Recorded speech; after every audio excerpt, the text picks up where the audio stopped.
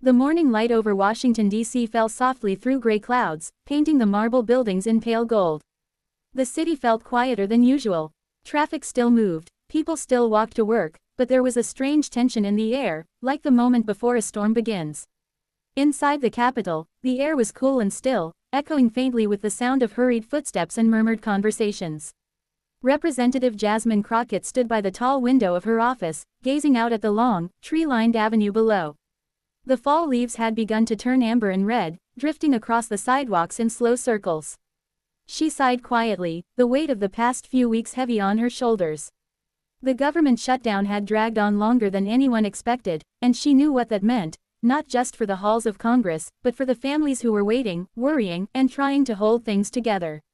Her phone buzzed with messages, staffers, journalists, constituents. But what she kept thinking about wasn't the politics. It was the people, the single mother who worked at a federal building and hadn't been paid in 2 weeks. The farmer who couldn't get his crop loan approved because the office was closed. The elderly woman from her district who had called, her voice trembling, asking if her social security check would still come. Politics could turn into noise, headlines, speeches, and televised arguments. But behind that noise were real lives, each one quietly affected. Jasmine had learned that lesson long ago, growing up in Texas, where her parents taught her that leadership wasn't about power. It was about service. That afternoon, she was scheduled to speak at a small community center not far from the Capitol. The event wasn't about grandstanding or news coverage. It was about explaining what was happening in simple, human terms, what the shutdown meant for ordinary Americans. She wanted to make sure no one felt forgotten. When she arrived, the hall was already half full. Families sat together in folding chairs. A group of older veterans waited near the back, their hands folded neatly in their laps. The smell of coffee and paper filled the room. Someone had taped a sign near the podium that read, "Understanding the shutdown, what it means for you." Jasmine took a deep breath before stepping to the microphone. The room grew quiet. She didn't start with numbers or party lines. Instead, she spoke slowly, her voice steady but gentle. "I know many of you are worried," she said. "You've seen the news. You've heard the arguments. But this shutdown isn't just about politics. It's about families, your families. It's about the father who drives to work every day, even though he's not being paid, because he believes in what he does.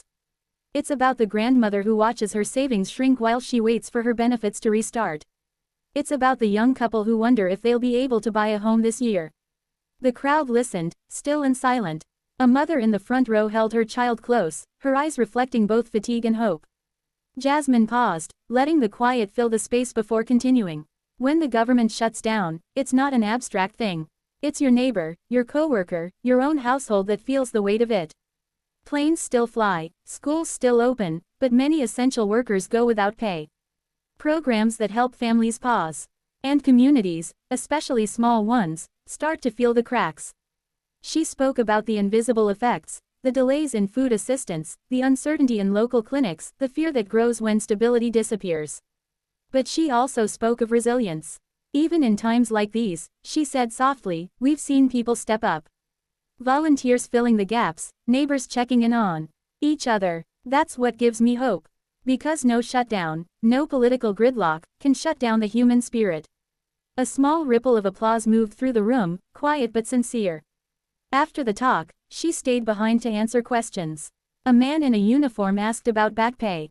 A teacher asked how the shutdown would affect school programs. An elderly woman simply asked if things would ever go back to normal. Jasmine listened carefully, answering each one with honesty. "I can't promise everything will change overnight," she said, "but I can promise you this, I'll keep showing up. I'll keep pushing for you." As the crowd thinned out, an older gentleman approached her. He looked tired but calm, his weathered hands holding a folded letter. "My granddaughter wrote this," he said, handing it to her. "She's 12. She doesn't really understand what a shutdown is, but she said she wanted to write to someone who could help." Jasmine unfolded the letter. In careful handwriting, the young girl had written, "Dear Congress, my mom says the government is closed. But if you can open it again, please do. People need their jobs. And my uncle says he can't get his check. Please don't fight too long."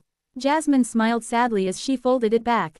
"Tell your granddaughter," she said softly, "that she's not the only one asking that question."